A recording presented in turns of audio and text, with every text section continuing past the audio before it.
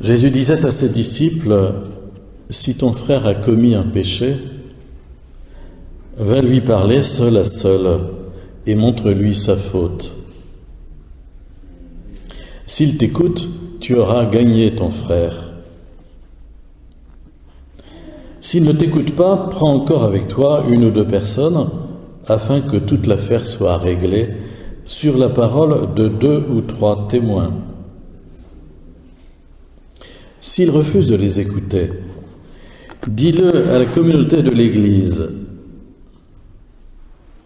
S'il refuse encore d'écouter l'Église, considère-le comme un païen et un publicain.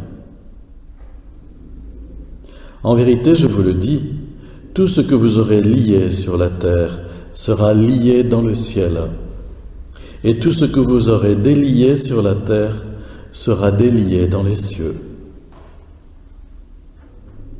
Encore une fois, je vous le dis, si 2 d'entre vous sur la terre se mettent d'accord pour demander quelque chose, ils l'obtiendront de mon Père qui est aux cieux. Quand 2 ou 3 sont réunis en mon nom, je suis là, au milieu d'eux. » Peut-être le message de l'Évangile, de la première lecture aussi, sont difficilement audibles pour nous aujourd'hui. On serait un petit peu en réaction contre ces paroles de Jésus en disant « Mais qui suis-je moi pour… » D'ailleurs le pape François avait dit ça une fois. « Qui suis-je moi pour aller dire à quelqu'un d'autre ce que tu fais, c'est pas ça, tu n'as pas le droit de faire cela, ou que sais-je encore. » Enfin, d'autant plus que nous sommes dans un monde éclaté où on est terriblement individualiste, donc ce que fait mon voisin, ça ne me regarde pas. Et puis aussi dans un monde où la notion de bien et de mal a totalement volé en éclats, alors qu'au moment où Jésus parlait, ou même à l'époque du prophète Ézéchiel, comme on a entendu, c'était clair, il y avait la parole de Dieu et il y avait sa contrefaçon. Il y avait une limite entre le bien et le mal.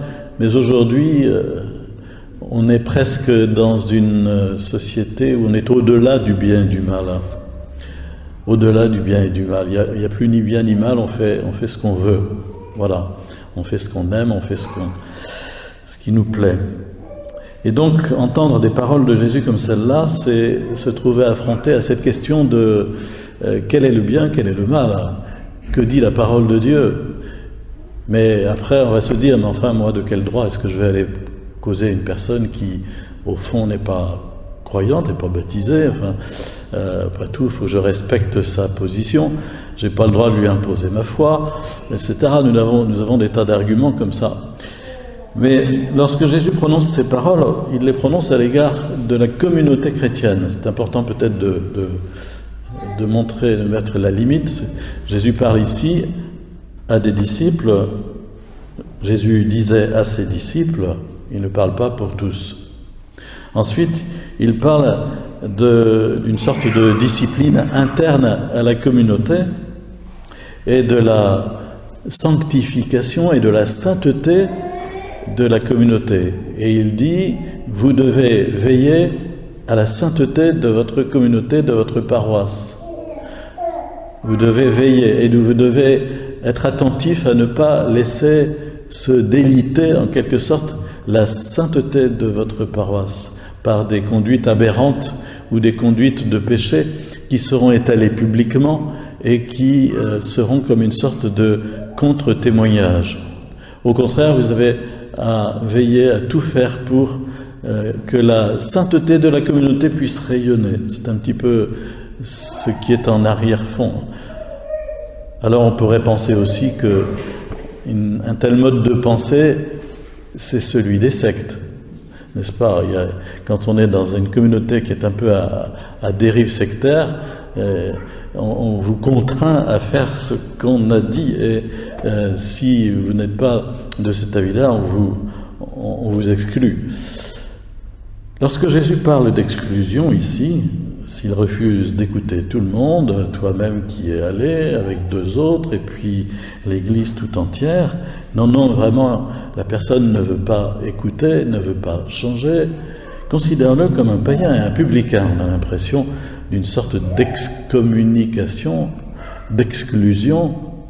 Jésus dit simplement qu'il faut prendre acte de ce que la personne s'est mise en dehors, finalement, de la communauté. Mais en même temps, Jésus continue en disant « Mais vous devez prendre cette personne en charge dans la prière. Vous devez prier pour elle. Quand 2 ou 3 sont réunis en mon nom, je suis là au milieu d'eux. Si 2 d'entre vous sur la terre se mettent d'accord pour demander quelque chose, cela leur sera accordé par mon Père qui est aux cieux. » Quelqu'un qui a profondément dévié de la vie chrétienne et qui a une conduite scandaleuse, à qui on demande de se convertir, ça peut arriver malheureusement, eh bien, cette personne-là ne doit pas être jugée et mise au banc de la communauté, mais prise en charge par la communauté. C'est ça que Jésus est en train de dire. Et prise en charge dans la prière. Pour demander la grâce du retour, nous devons veiller à ce que toute personne puisse revenir à la communauté chrétienne et vivre de la lumière de la parole de Dieu. Effectivement, dans une communauté chrétienne, on ne vit pas n'importe comment, on vit à la lumière de la parole de Dieu, et donc tout n'est pas acceptable.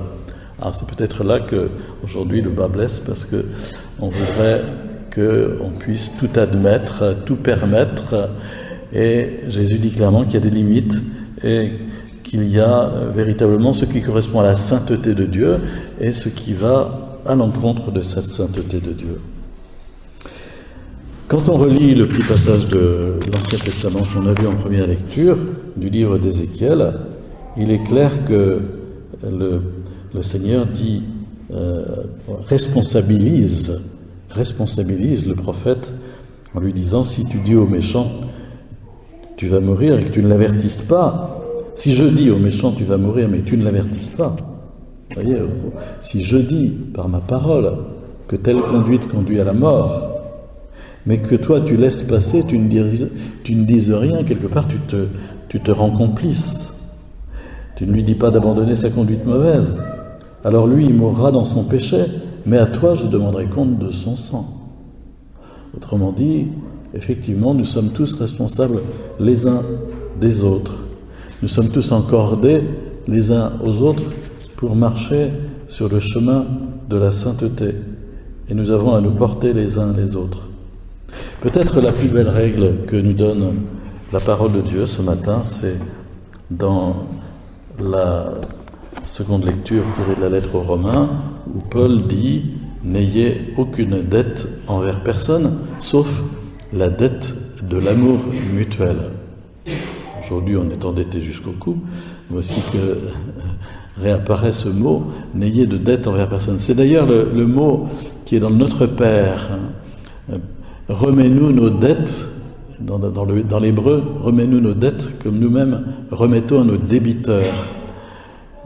Nous sommes endettés vis-à-vis de Dieu, nous sommes endettés les uns envers les autres, mais au fond notre seule dette véritable, c'est celle de l'amour mutuel, de la charité. Ne gardez aucune dette envers personne, sauf la dette de l'amour mutuel, car celui qui aime les autres a parfaitement accompli la loi. Nous devrions réfléchir profondément à ce qui peut sembler être une maxime de sagesse, mais qui en fait est le fruit de la compréhension qu'a Paul du commandement de l'amour que Jésus a donné. Et Paul dit bien clairement que tous les commandements qui sont dans la loi, ne pas commettre l'adultère, le meurtre, le vol, ne rien convoiter, eh bien tout cela se trouve résumé dans un accomplissement parfait qui est celui de l'amour. Et il ne dira pas autre chose dans la première lettre aux Corinthiens lorsqu'il nous donnera l'hymne à l'amour en disant « L'amour croit tout, espère tout, supporte tout, l'amour ne passera jamais ». C'est une très belle règle de vie que nous pouvons garder aujourd'hui de la parole de Dieu qui nous est offerte.